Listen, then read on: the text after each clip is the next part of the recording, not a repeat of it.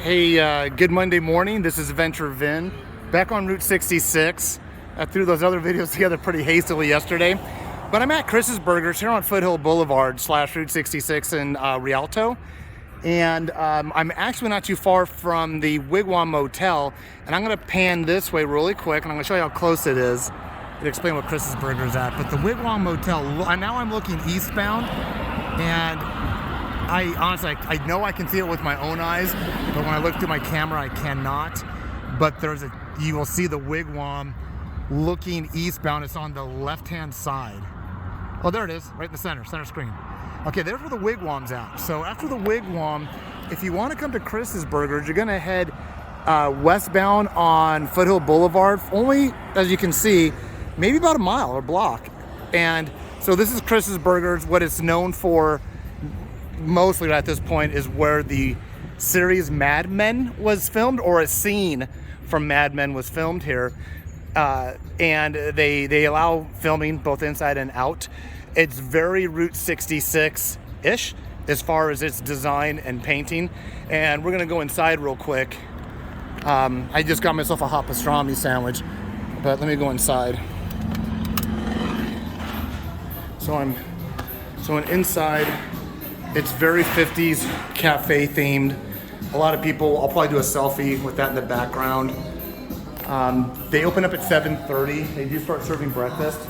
It's almost 10 o'clock right now on a Monday morning. Jason from Historically Marked is with me, and we're gonna do a little bit more Route 66, getting into Pasadena. But this is an iconic, another 50s diner. Happy Days. There's some memorabilia on the wall.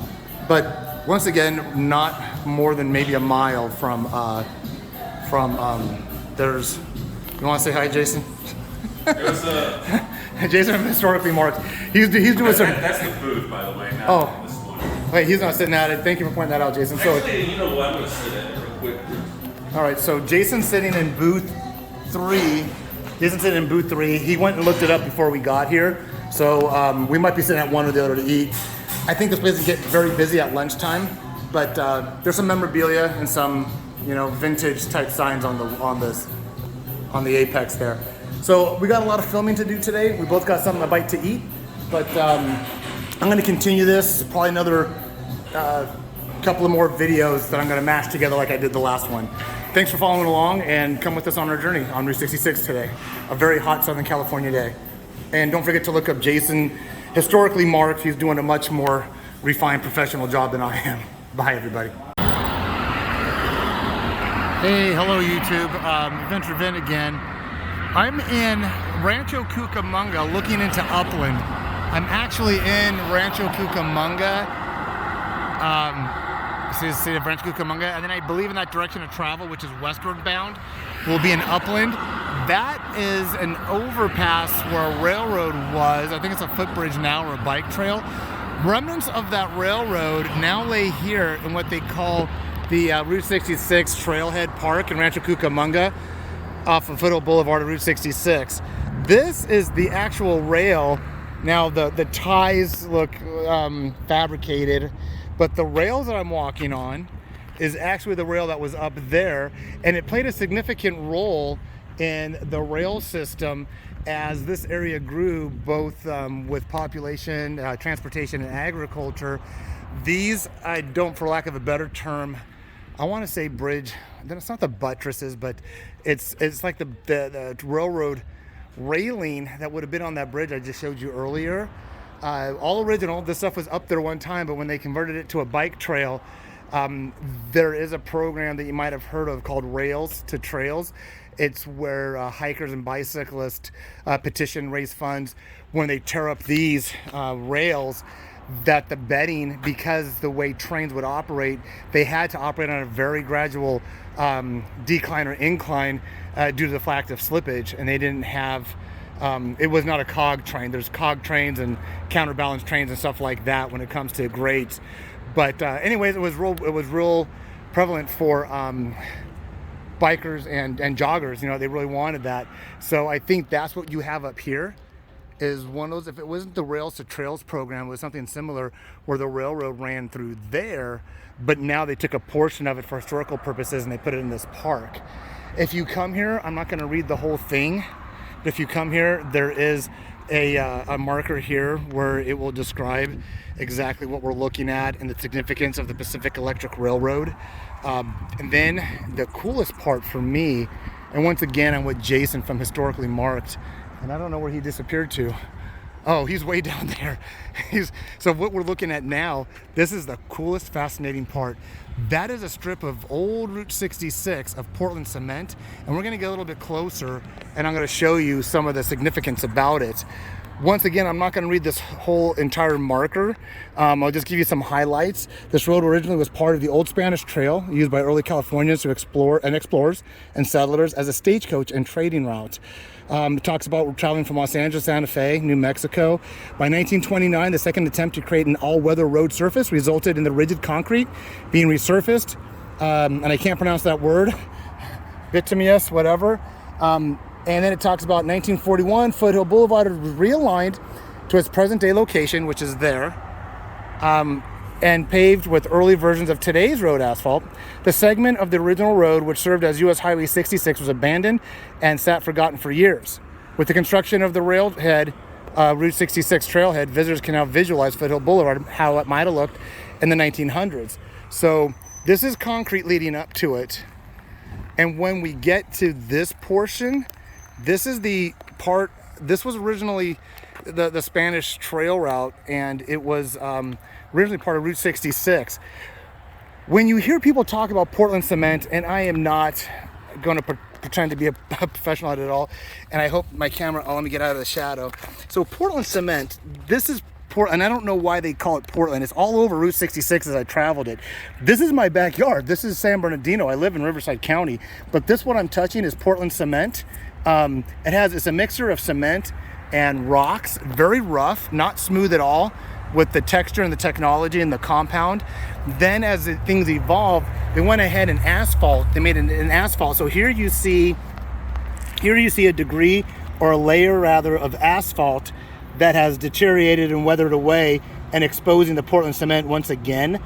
But I could only imagine in the early 1920s going into the 30s when Route 66 was being put together or connected, that it was the Portland cement, and as more prevalent and travel with heavier vehicles and more often, more common or more occurrences of vehicles, they went ahead and went with the asphalt, what I'm touching now, which is closer to what we're used to as we drive on our roads today. Here is a good, let me wipe this up. There's a good demarcation of the asphalt, and I don't know if you could see how thick this is, but I would say it's probably about a good inch thick from where the asphalt is to where the Portland cement is. And then when they realigned it, like everything, they went ahead and realigned it to what you see here as I'm panning to the left. I am walking westbound, and we're gonna be traveling westbound in a moment, but if it wasn't for Jason from Historically Marked, I would not have known this existed. And this was one of the things I definitely would have done when I did my 2018 round trip on Route 66 on my motorcycle, the KLR 650. If you're interested in that, you got to go back in my video clips to 2018. But now I'm going to come a little bit closer up to the overpass. So right here, and some of these towns in Southern California, some really do pay homage and really notify what Route 66 was all about. So over here, as Rancho Cucamunga goes into Upland, you see a Route 66 shield there. Let me come back out. You're looking at cars coming eastbound from Upland into Rancho Cucamunga. Once again, we're looking westbound. This is Foothill Boulevard. I guess I should probably give you the street name that I'm at. So I'm on Baker and Foothill Boulevard. And I don't think I see a Foothill Boulevard sign, but everyone that travels on here is going to know that it's Foothill Boulevard. So I'm going to put my glasses back on. But yeah, this is all Foothill Boulevard heading westbound. So I'm just going to walk on the Portland cement again. They cleaned it up here. They have a clean cut here. There's a clean cut right here of the Portland cement. This, like I said, this might have been laid before. The Portland cement might have been laid, probably was laid prior to Route 66 becoming a national highway or federalized route. And then these little patches of asphalt came in time. And then when the road became too narrow, they said it's only 18 feet wide here. I mean, you're talking about cooperative two-way traffic where they might have had to gone to the side of the road, gone off to the side of the road with only 18 feet. And you'll see that in some other more detailed documentaries than what I'm able to do, where they talk about how, you know, cars would have to cooperate and move to one side or the other as one can go around. But once again, you know, progress changed it to where Foothill Boulevard, as I look at it, is at least 2 to 3 lanes on either side. So that was one thing I really was excited to see. I didn't even know it existed. Once again, props out to Jason from Historically Marked. He's the one that pointed it out to me, and I'm able to see it. He left his clipboard here. All right, so I don't know what my next segment's gonna be. We're gonna do some traveling. We're gonna go to the Sycamore Inn down the street, and then Sycamore, and then we're gonna go to the Magic Lamp. All right, hey, I hope you enjoyed this segment. I sure did. The line completed in 1914 was the railroad's longest line. Stations were located in Claremont, Upland, Altamont, and Wanda, Fontana, Rialto. And by the mid-1920s, the main San Bernardino line had stations were located. So that was a quick clip of Jason doing his thing. So I'm at our third stop. We're doing dueling videos. That's right. And there's Jason from Historically Marked. It's getting hot out here. It's hot September, August day here in Southern California. It's about 11:30. We're at about our third, maybe fourth stop. I'm getting heat stroke. But I was just coming out of the shaded area as Jason was walking up. We're at the Sycamore Inn. We're only a few hundred yards, if that, from our last stop at the railhead, the Route 66 railhead. But the Sycamore Inn is a historical steakhouse.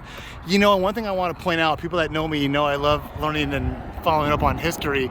So it says since 1848 is where the Sycamore Inn steakhouse originated, and there it is sitting there. So what's interesting about that date is that in 1848, it was either 1847 or 1848 when the Mexican-American War ended, and this became a province of the federal government of the United States in 1848. In 1849 in Sacramento, we had the gold rush, and the railroad at that same time was making its way from the East Coast to the West Coast. And when the gold was discovered, when California really didn't even have to petition for statehood. So in 1849, you have the gold rush. 1858, California becomes a state.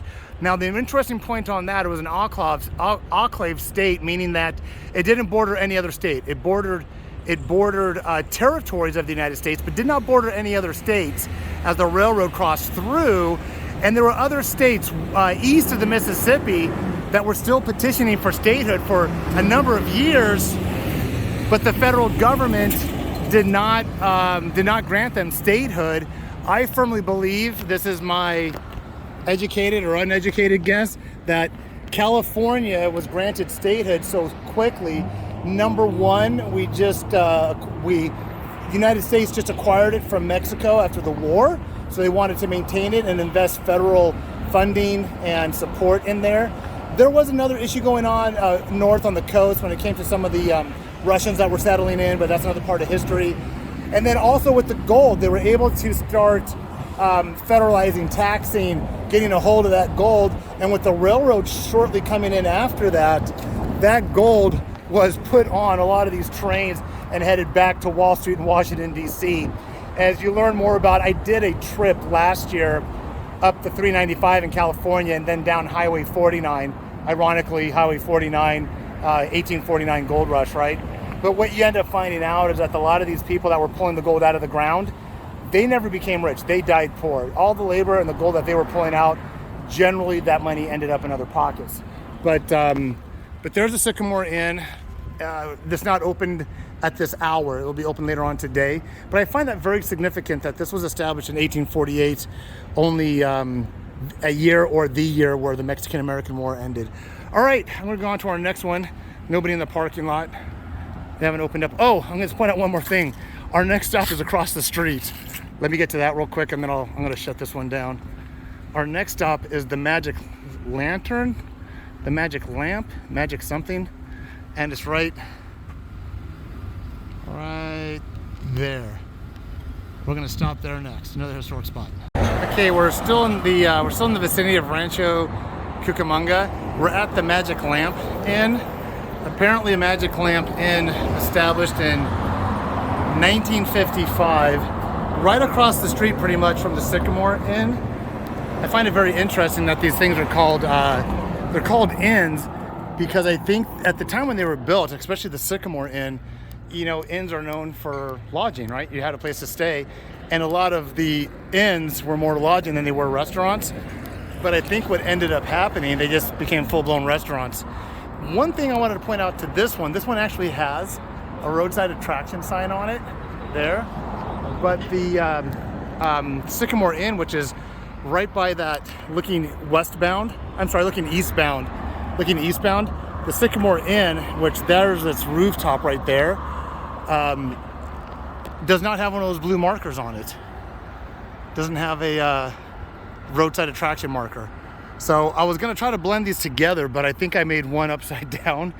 I'll explain that later. Well, maybe I'll explain it now. But that's really about it for the, 1955 steakhouse, roadside attraction, neon light. The era of Route 66 was popular for neon lighting.